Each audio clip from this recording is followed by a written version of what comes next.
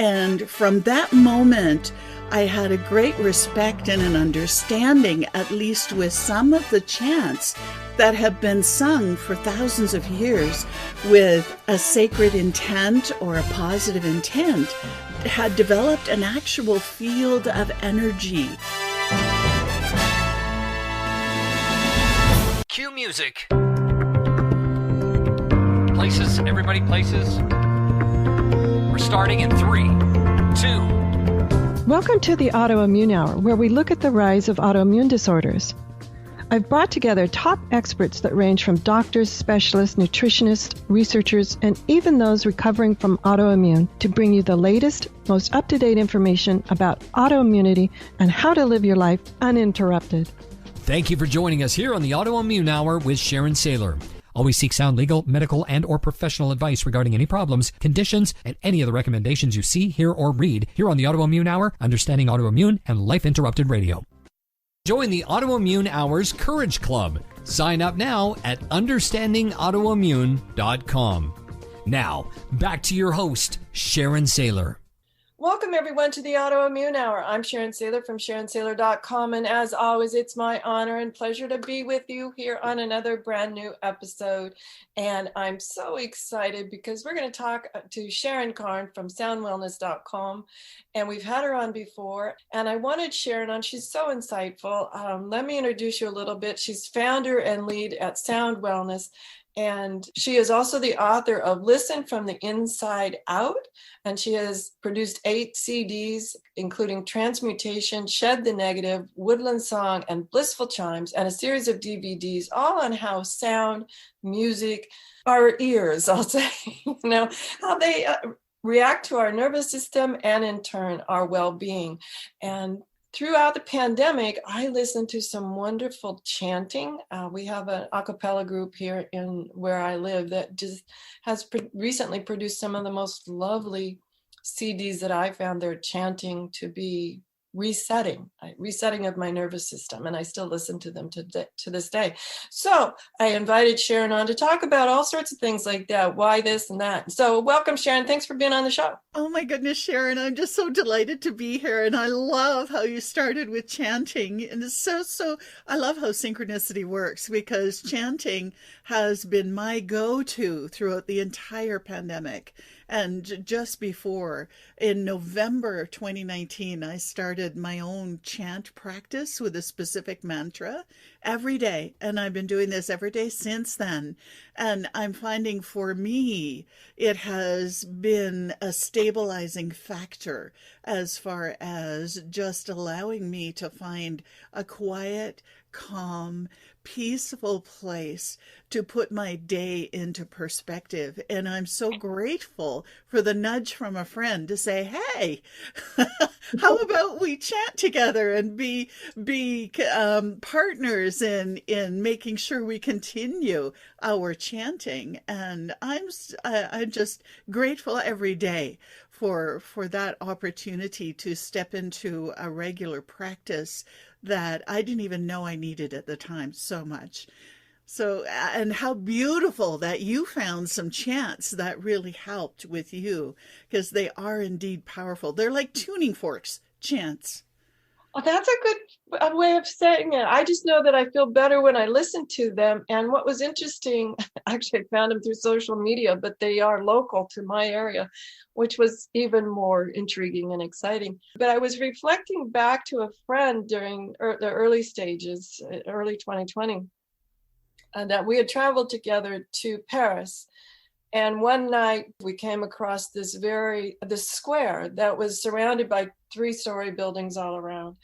And it's about midnight, dark, and we're noticing it's a delightful energy place to be. You just felt, you walked into this vacant square, very dark, but not, you could still see a little bit.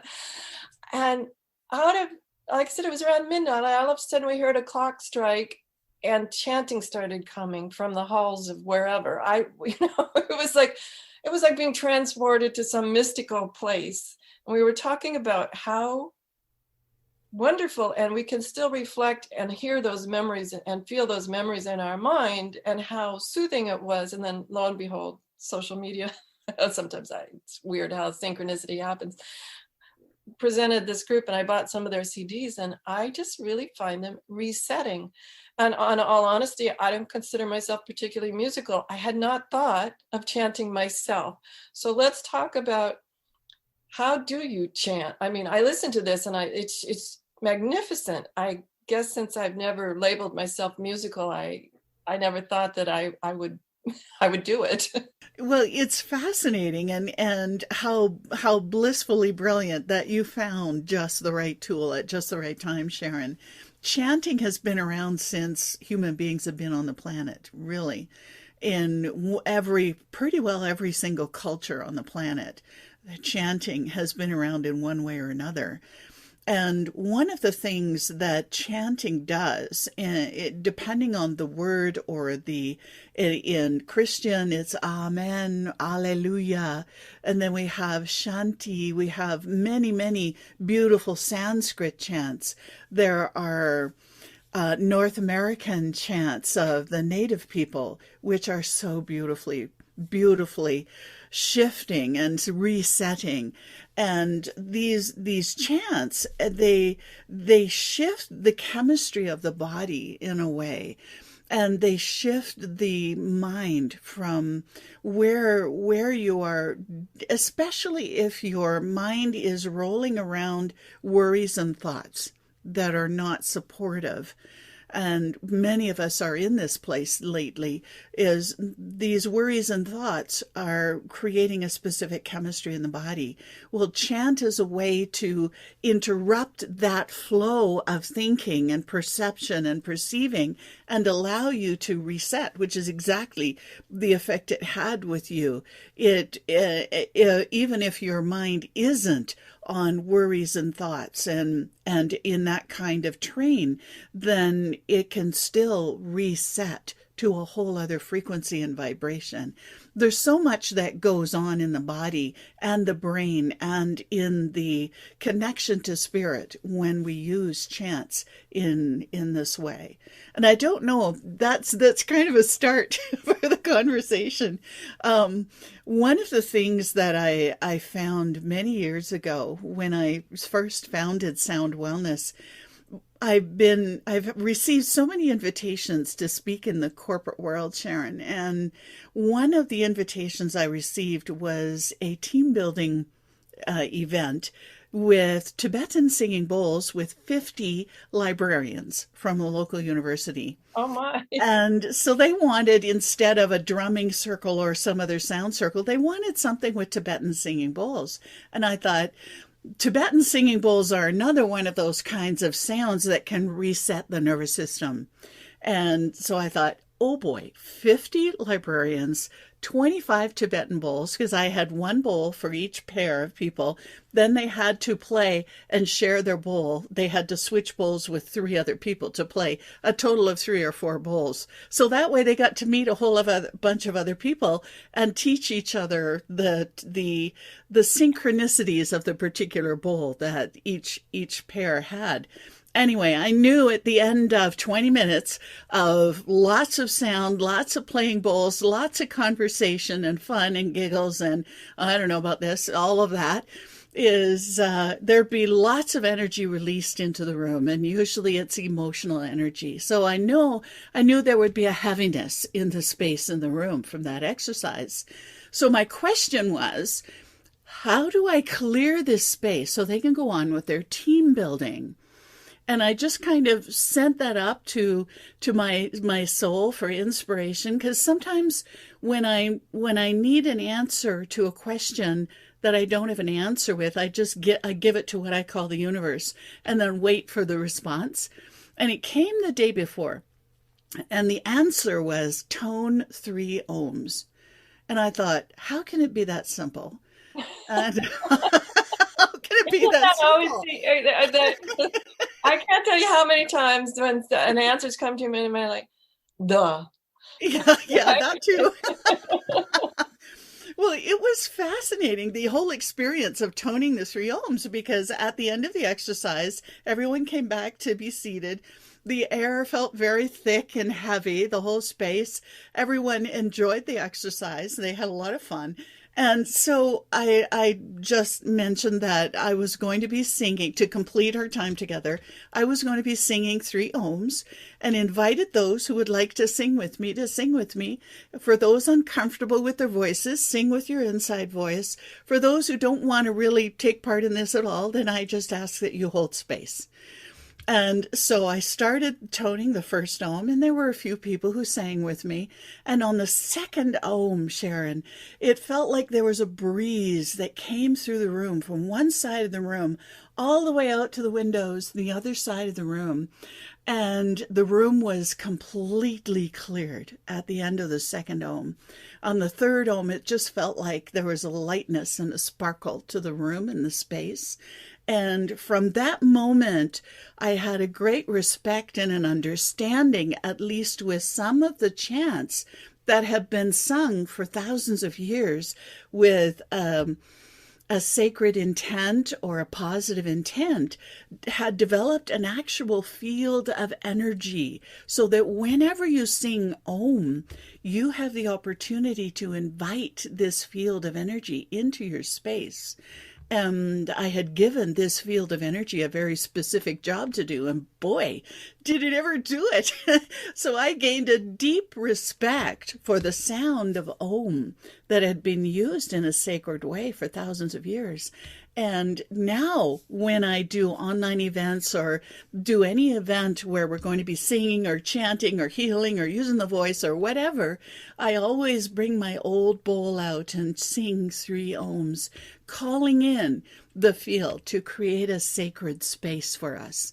And it's one way, my way, that I love to kind of create a very safe, protected environment to do whatever work we're doing together. I was so grateful for that experience because it gave me a whole new respect for the energy that can be created with some of these sacred special sounds. Oh my goodness, that's fantastic. We need to take a quick commercial break. And Sharon, would you share with us what an Om sounds like when we get back on the other side of this break? You betcha. Fantastic. Okay, everybody, stay on the edges of your seat. Listen to this quick commercial break, and we'll be right back. Life Interrupted Radio will return after these messages from our sponsors. It's great sponsors like these that keep this show coming to you every week. Be sure and stop by lifeinterruptedradio.com to learn more. Your conscious lifestyle on steroids. OMTimes Radio. IOM FM.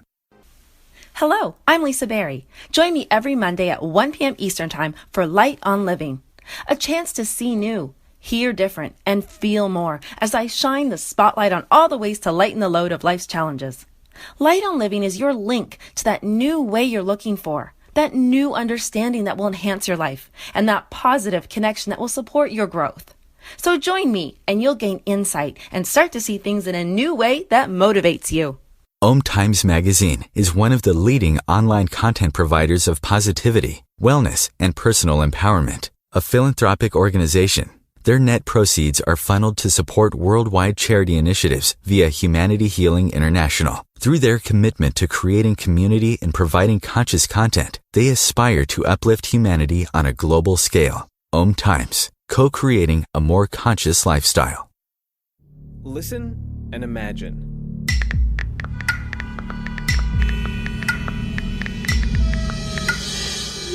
It takes 5 seconds to send a text, and for those 5 seconds, you're driving blind.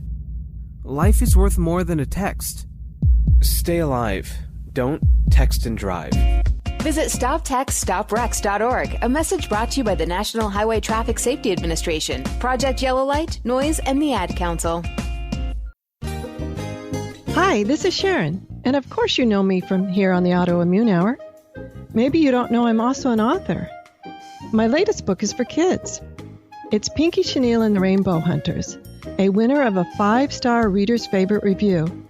It's perfect for your early reader and a great bedtime story for your young adventurers. Check it out over at pinkychenille.com. That's PINKYCHENILLE.com. See you there.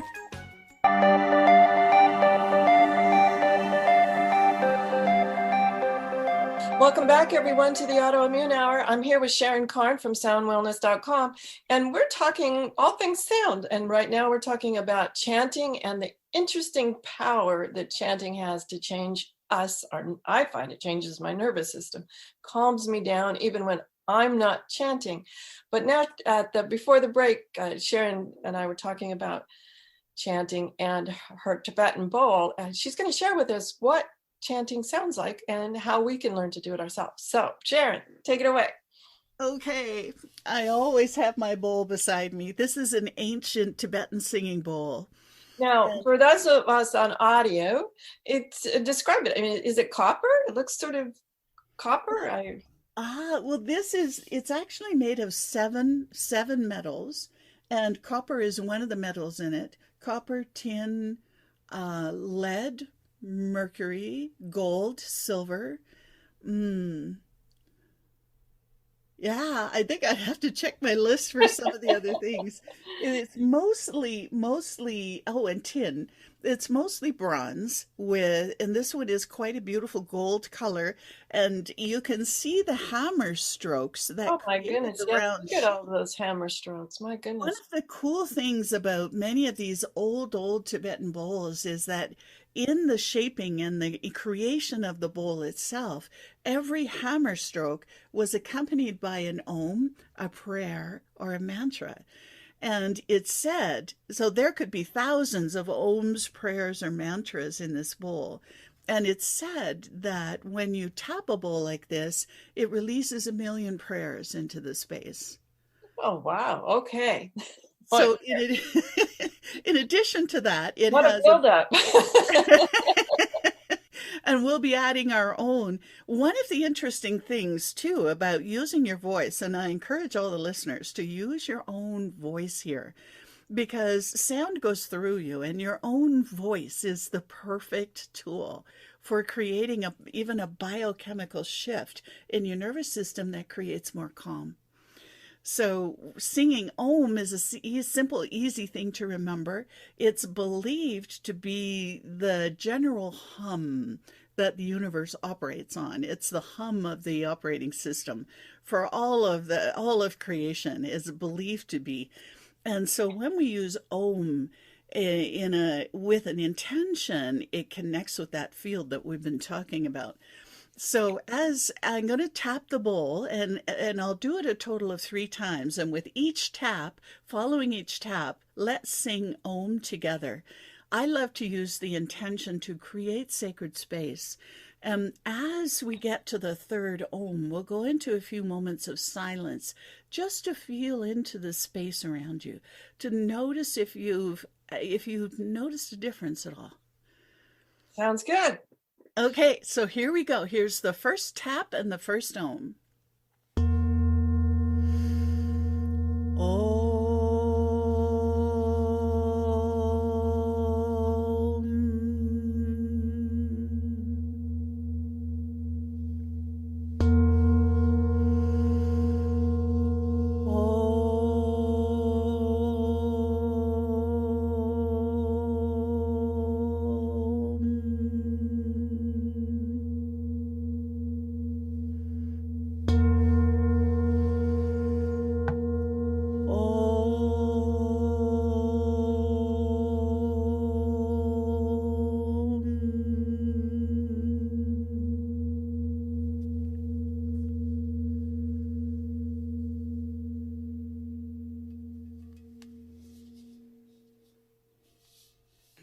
Wow, delightful. Kind of makes the hair stand up on.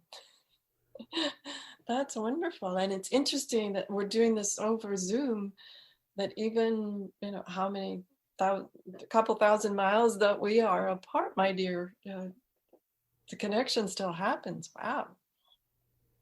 It does. That's a fascinating thing with thought energy and intention energy. It doesn't seem to matter where you are, that it'll have an effect. To me, the feeling of sacred space and that intention with calling in the Om field, it feels like a warm blanket with that has a light tingle to it that just kind of wraps itself around me. It just feels delicious. Absolutely. And from in my other world where I work with body language and nonverbal communication, one of the things I noticed, because I'm watching her on video, guys, if you're listening just to the audio portion of the show, is the deep breath through her nose that she took. So many times when my first urge was to open my mouth and take a nice deep breath. And I just know from my studies on breathing that through the nose calms the nervous system, and through the mouth accelerates the fight, flight, or freeze. Because that's where, if you're running away from that saber-toothed tiger, your mouth is open and you're gasping for every breath you can get. So I found that interesting, and I made very clear, because sometimes with allergy seasons, etc., which I'm having some now, I tend to breathe through my mouth. So I was watching her on video to make sure, yes, a nice deep breath. The full Om came from a nose breath, which is, I think, critically important for us to be aware that to get that nice long breath, sometimes you might be encouraged mentally to open your mouth and take a big gulp, but instead doing it through our nose. Thank you for that, Sharon, because I've explored. I've taken singing years ago at university. I did 2 degrees in music, and part of that was a lot of singing and breathing through the mouth. And so I noticed with more practicing more for myself and breathing through the nose that it's more supportive for my own nervous system. And how interesting you made that connection between the mouth breathing and the nose breathing. Took me a long time. Well, just a side note, a story about life before autoimmune hour was years ago when I first got exposed to body language and nonverbal communication. Was a man who turned out to be my mentor for 20 plus years now, was teaching at an event that I was at. And about 90 minutes in, I'm sitting in the back, and he calls a break, and out of, 75 people in the room, he comes up and whispers in my ear, "Let's go for a walk." And I'm telling you, that triggered the child in me, like, what did I do wrong? And I went for a walk with him, and he proceeded to tell me a lot about me. And I thought, like a psychic reading, I thought, well, this is just strange, but it was all from my body language, come to find out. Anyway, he sat me back down, and he whispered in my ear, "Oh, if you breathe with your mouth closed, you'd look more intelligent." So what I was doing, because I was mesmerized by what I was hearing, I was so fascinated by his skill and his expertise that I was sitting there with my mouth wide open, like ready, as my grandma would say, ready to catch flies, just my chin hanging. And just imagine that. Everybody, just let your chin drop, and with pure amazement, and hold it like that for a while, and you'll feel not so intelligent. So I mean, I've had plenty of lessons in learning to breathe through the nose, and not only because it calms the nervous system, but as my dear longtime mentor will say, you'll look more intelligent. Love that. And what a great reminder to keep breathing through the nose. Well, I see a lot of athletes, and then we're taking a little side trip here, but I see a lot of athletes who understandably have trained to breathe through the mouth to get enough air to run and move and agile and all of that, and completely understandable. But it's become a habit. And so there they are at a press conference doing mouth breathing because it's a habit. And people will say, well, that athlete's not very intelligent. Well, no, they're very intelligent. They just have a habit of breathing through because of all their extensive hours of training. That's never entered their mind to shift and breathe through their nose, because mouth breathing is very easy. It's kind of a sloppy way to breathe.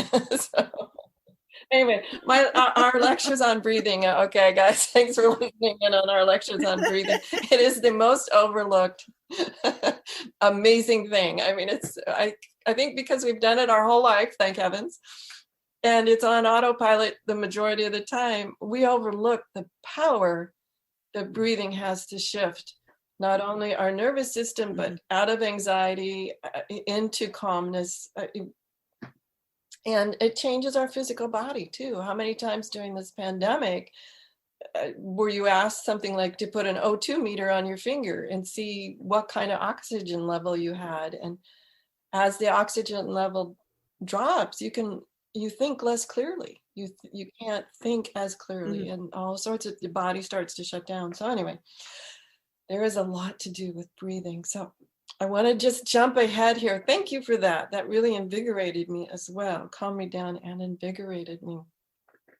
So we can teach to chant ourselves even without a bowl, correct? We can just sit there and then quietly take a nice deep breath in and make tones. Now, what happens?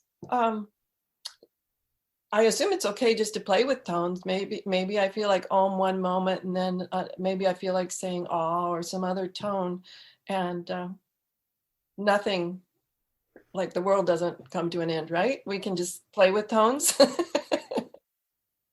Absolutely, absolutely, Sharon. And also, as you're playing with tones, do so with awareness and notice. Notice whether the tone is a low sounding tone or whether it's a high sounding tone or somewhere in between. And if you're uncomfortable using your voice, then just hum. For example, if you hum a low sound and place your hands on your rib cage, because the rib cage, the throat, and the mouth area and the skull are all amplifiers for the voice. And so the rib cage is a big amplifier. It's a large, the whole lungs, this whole area really amplifies the voice. And so if we hum or sing a low sound,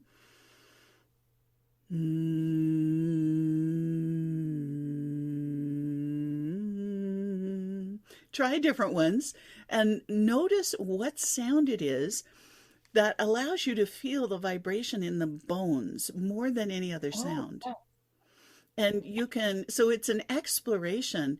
Every part of the body is believed to vibrate at its own frequency.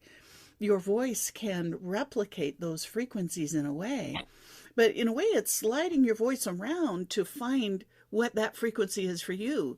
Yes, the bones vibrate to a frequency, but the frequency for your bones may be a little different than the frequency for my bones. So hence, exploration and notice what feels best. I think that's great. You know, it reminded me of a time when I was talking to Barbara McAfee, who's also into music and teaches singing, things like that. And one of the things she was talking about was moving your voice, because this was more about vocal for public speaking, but moving your voice from the very lowest part, like near your hips, all the way up to the top of your head, and noticing the different tones that happen, like the very deep tones when you're down by your hips.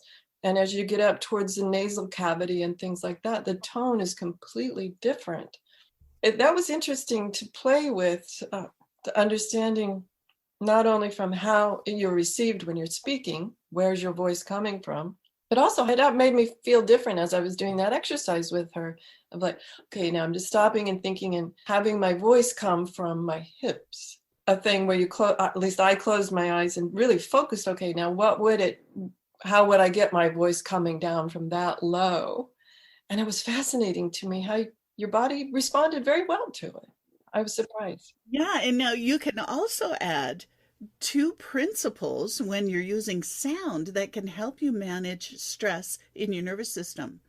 Because stress is an amplification, it's of heartbeat, it's an amplification of breathing rate. We have different things going on in the nervous system and the mind as far as hormones being released. So generally, low sounds, and when we're talking about music, slower rhythms can help to release stress from the nervous system. So when you're even humming a low sound, especially when you add your thought or intention onto it, as, okay, I need to relax, so I'm just going to hum whatever sound and find something, actually, that is relaxing. It's funny you say that. I noticed that I even do that on occasion when I hadn't never thought of it as a stress reliever, but when I'm thinking, it's sort of an activator for me to think clearer. But now it makes sense why that is, because I even know family members that do that. I thought it was just a family trait. it's a wise thing for your nervous system to reduce stress. And now when you're driving and you need to stimulate the brain and the nervous system, so here we need to stimulate the sympathetic nervous system a bit without going into stress. So hopefully you're not in a stressful driving situation. This is something more for highway driving, which can be kind of hypnotic. Yes. So here it's humming or singing a higher sound, or if you have music, higher sounds and faster rhythms to keep your heart beating a little quicker. Your heartbeat will try to follow the beat of the music. And so if you have slow music, then it'll slow down your heart and you move more into relaxation. If you have faster music, then you move more into a quicker heartbeat and a stimulation of the brain and the nervous system. So even just humming a high sound, it does bring the sound into the sinuses and into the head when you're humming a high sound, and that can help stimulate the brain into bringing more focus. And tell your family members what you're doing first. Okay. Yes, please do. If they're in the car with you, it's going to sound a little weird if that's the first time you do it. But it made me think about how many times, if I'm on a long road trip, I turn, rock and roll on or something like that and turn it up loud. And you know what? I sing along with it, which I'm sure, gets the oxygen going because I'm singing. So that's forced breathing, obviously. Mm-hmm. Now it makes sense why I like turning that radio up loud and singing along. Yeah, many of us find that intuitively because it helps. It makes a difference. And have you ever noticed when people are in conversation and then you hear the sound, Yeah. Which in a way brings you more into thoughtful internalization as you're considering what's just been said. Well, then I was waiting for the next thought from you when I heard that. I stopped, I breathed, I waited. It was like, it's an interesting how these specific tones can create physical responses. Mm-hmm. Now, this is another side trip here. I'm just thinking when I mentioned that, I'm thinking how often some medical professionals make certain noises that can either be good or not so good. I'm not so sure I'd want my dog to go, True. But you know what I'm saying? I could think of many times where there's been an inadvertent noise from a medical professional that either calmed me down or set me on the fear factor of like, what that mean? That didn't sound good, and it wasn't even words. Exactly. We have a full, I call this the sounds from the body. There are sounds that the body makes as we go through our day.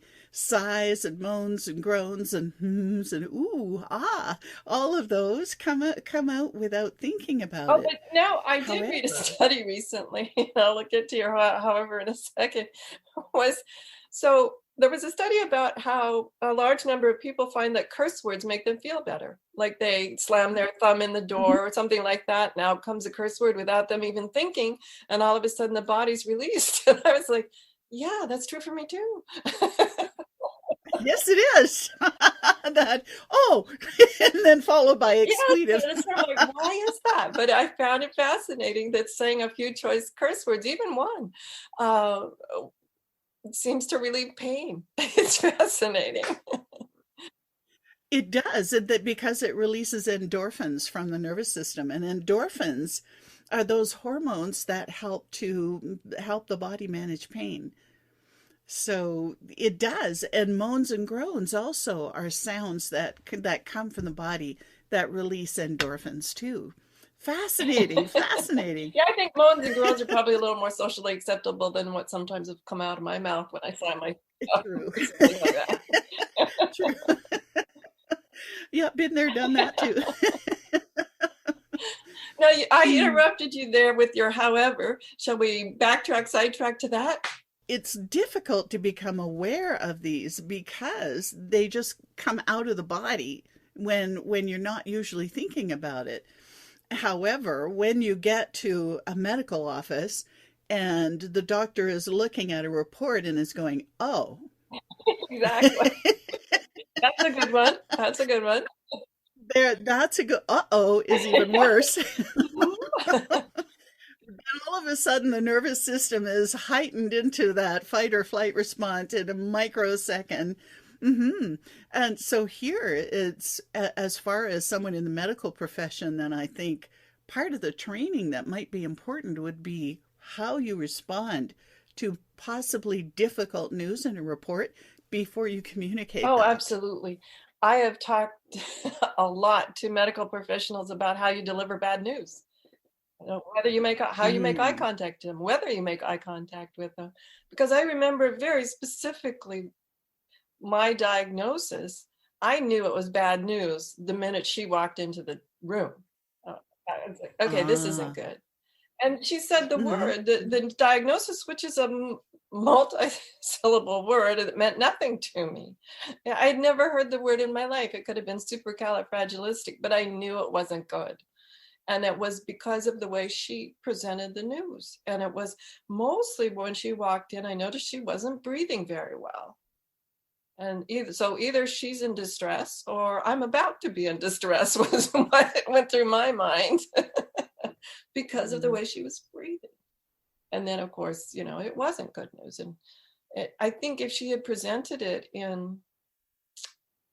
it wasn't good news, yeah, but it wasn't fatal news. And I think if people learn to present news in ways where it's hopeful news instead of bad news, that a lot of outcomes would be different, because it wasn't preset in me that it was bad news. It wasn't like implanting some little seed. Instead of presenting it as hopeful news, that this can be overcome. It's unfortunate, but this can be overcome, instead of this, kind of news. Yeah. Critically important. And that's really, really important. How wonderful that you're doing that in the medical Oh, I just want communities. to raise awareness to people that there's always hope. And there's hope that we'll get through this quick commercial break and be right back on the other side, finishing up with more from Sharon Carne from Sound Wellness. We'll be right back. Your conscious lifestyle on steroids. OMTimes Radio. IOM FM. Change and growth are part of natural life, and also part of your spiritual life. Everyone needs support and guidance, especially during life passages. Upgrade yourself with the OMTimes Experts program. With OMTimes Experts, you have access to the best intuitive coaches, spiritual teachers, counselors, astrologists, and oracles. Our team was carefully selected so you can trust. Find out more at experts.omtimes.com. Grab a cup of tea or a glass of wine and tune in for Inspired Conversations with publisher Linda Joy on Tuesdays at 2 p.m. Eastern. Linda creates sacred space for leading female luminaries, empowering authors, heart-centered female entrepreneurs, coaches, and healers. A soulful venue where guests openly share the fears and obstacles they've overcome, wisdom and lessons learned, and the personal journey that led them to the transformational work they do in the world. Inspired Conversations to empower you on your path to authentic, soulful living. Research shows we apologize up to 10 times a day, and most of the time, we say sorry as a response to someone else's mistake. What if we thanked people instead of all that unnecessary apologizing? So instead of saying, sorry, I'm rambling, you say, thank you for listening. Join us at projectforgive.com, a free, non-religious resource on global forgiveness.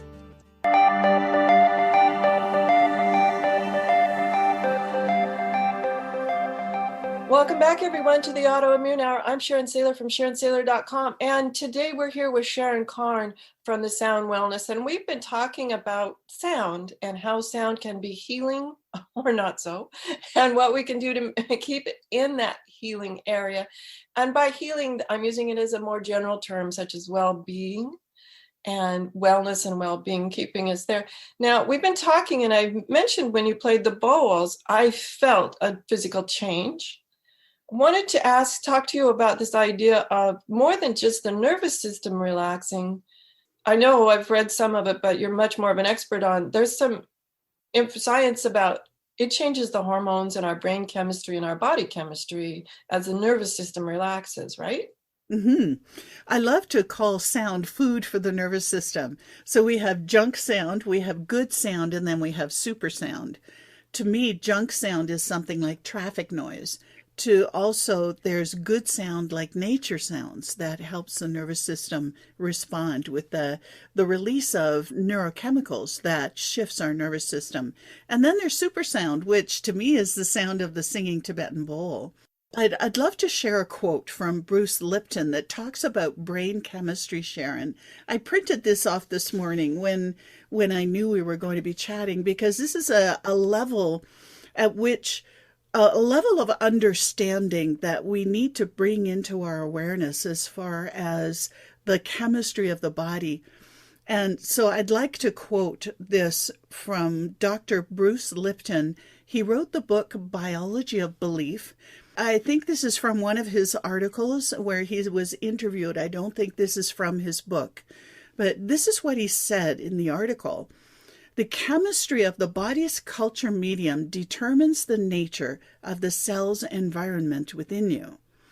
The blood's chemistry is largely impacted by the chemicals emitted from your brain.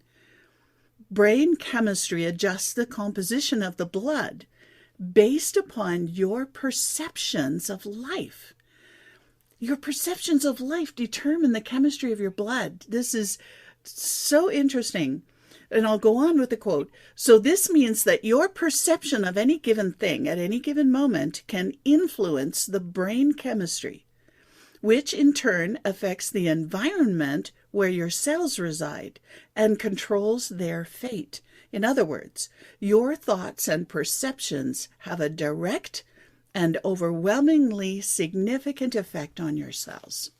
Wow, that's profound. And not surprising, the old adage of change your thought, change your life. It's very... Change your body chemistry. Change your body chemistry. Very much so. And this is where sound can be so helpful in those two principles I mentioned earlier. Low sounds and slower rhythms helps to lower stress response. So what that does is it raises the parasympathetic nervous system, or activates the parasympathetic nervous system, and the brain chemistry of dopamine and oxytocin, which is the bonding hormone, immune system boosters. There's also serotonin that are released with music that can help to calm you down and help you feel a little better as far as activating the parasympathetic. Now, sometimes we need to activate the sympathetic nervous system when we're driving long distances. And in that case, we kind of covered that with lively song, that especially if it's something you love to sing to, you're also releasing, I call it a neurochemical cocktail from your nervous system and your brain, which is those same things: oxytocin, dopamine, serotonin, immune system boosters, and many other neurochemicals that help to keep you healthy. So in this way, you can also use higher sounds, faster rhythms to activate the nervous system. To calm down the nervous system are the slower rhythms and lower sounds. I have a fabulous person here who works with what I'll call balancing my energy. I don't understand the science of it at all, but I've often been amazed at how I feel when I leave. And one of the things that she does that I want to talk to you about is on various parts of my body, she'll put tuning forks. Now, my first thought was, that's a tuning fork. What is that? Looks sort of like a surgical thing in a way. Luckily, I knew it was a tuning fork, but it was fascinating to me that I felt it more than heard it. It was amazing how relaxing it was in certain parts. Like, I was having a shoulder, kind of a really tight shoulder, and she put a specific tuning fork on my shoulder. And I was shocked at how fast that tended to unwind. So what we were talking about just now reminded me of the tuning forks and the energy release that happened. So let's talk, let's take a little left-hand turn there and go into this idea of how maybe we can do it with ourselves or find someone that's trained in those sorts of wellness techniques that might be helpful. Absolutely. And I so agree. And what a great subject. You can see back behind me over here is a whole shelf of tuning forks that I use all the time. And tuning forks help to tune the body and the nervous system. And there are a lot of different frequencies for the tuning forks that have slightly different effects. Now, because we're all wired for sound uniquely, those responses to sound are going to be relatively unique. There are some principles and some sounds that seem to have an overall effect, a positive resonance with 99% of people. And tuning forks are getting closer. HeartMath is coming up with new information about the nervous system, and one of the things they say about the brain and the nervous system is that the brain and the nervous system is a receiver and transmitter. It's a receiver and transmitter, and it's a receiver of frequencies. And whenever you place a tuning fork, I have a couple of them here actually. Whenever you place a tuning fork on the body or by your ears, then you're shifting or changing the sound of your nervous system. John Ballou found this when he was exploring these years ago. He had access to an anechoic chamber, which is a completely silent chamber, no outside influence at all, completely dark, completely silent. So he'd spend time in there listening to his body and his nervous system. Then one day he brought a tuning fork in, and he came into the chamber in rather bad mood and noticed the jangly, chaotic sounds in his nervous system with the bad mood. Then he had brought a tuning fork in because he was curious. He tapped the tuning fork, put it by his ear, and he immediately heard his entire nervous system change its sound to the sound of the fork. Wow. What an interesting skill to learn to hear your own nervous system. It was fascinating. And so what a tuning fork does, whether you're listening or placing it on the body, is it changes the tune a little bit and allows the muscle tissue or the body not only to release energy, that emotional energy usually, that is stuck there, it also helps to stimulate blood flow, move the tissues, vibrate the tissues so that they can bring in more blood flow, more healthy ways to, or stimulate the natural healing ability of the body in those areas. Tuning forks are wonderful for that. They're wonderful for bringing a calm and a balance to the nervous system by allowing the nervous system to reset. Because you place a fork on the body, it changes the sound of that area of the body, and then you release the sound, and the body it goes back to its normal natural function usually. And so and the Tibetan bowls do a similar thing, where the Tibetan bowl has a sound that vibrates, it vibrates the tissues, and when the sound stops, it allows the tissues to reset back to normal healthy function. Fascinating. Now, if I know you're in Canada, and so a ways away from many of us that are listening, what do we look for when we want to find someone who can teach us more locally so we can experience bowls and tuning forks and things like that, either learning for ourselves or learning or having it work with us? What is that called? What would we look for? Probably a sound healing practitioner or a sound therapy practitioner. You may find some online sites that have lists of practitioners who work with sound. Some of the stores that sell forks and bowls in your area, especially singing bowls, the more people are becoming aware of the singing bowls, there's fewer places to buy tuning forks. However, more places to buy the singing bowls, you might be able to get a referral from them too. Now, I know you actually teach people how to do this. They're at Wellness.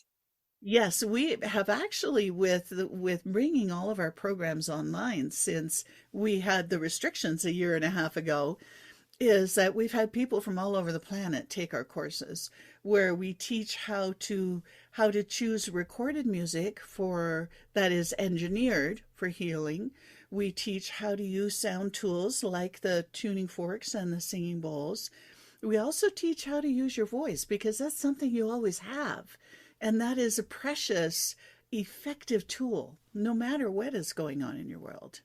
Absolutely. And we're down just to the last 4 minutes here. I know you have a lovely gift for everyone. And can you describe what that is and how we can get it?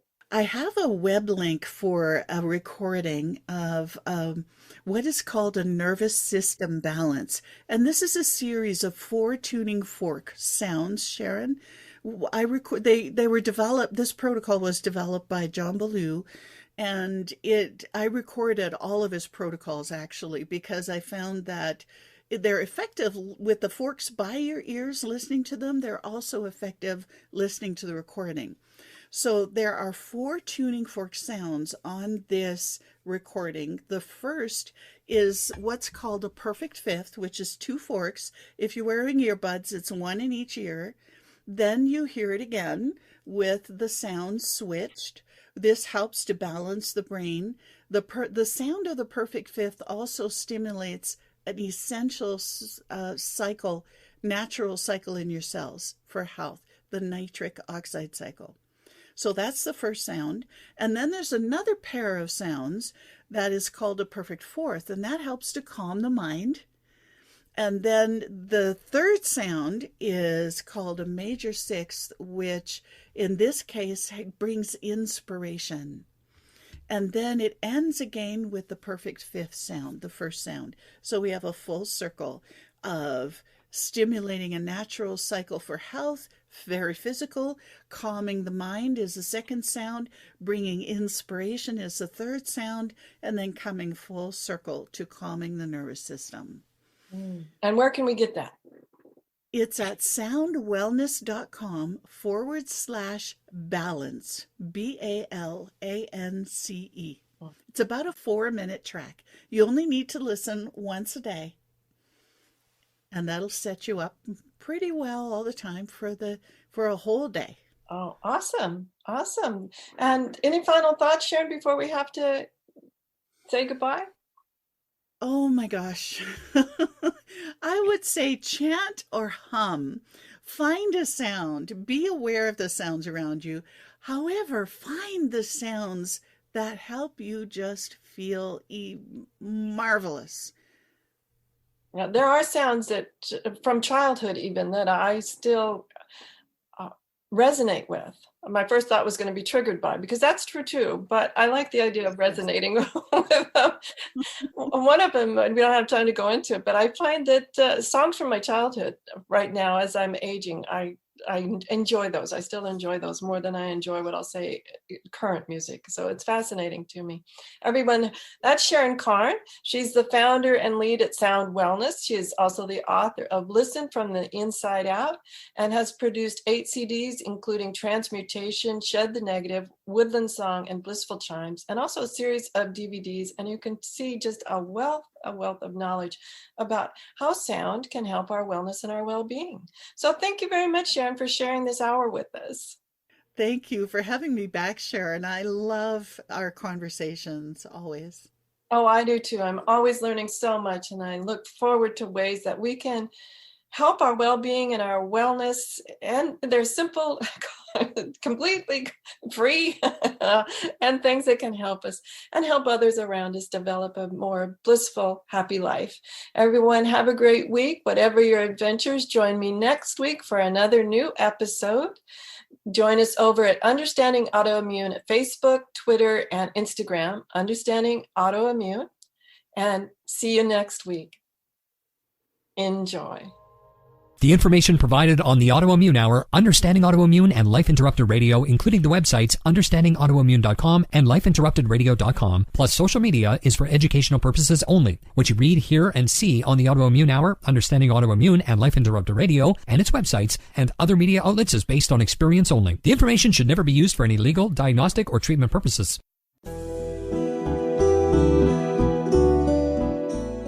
Your conscious lifestyle on steroids. OMTimes Radio. IOM FM.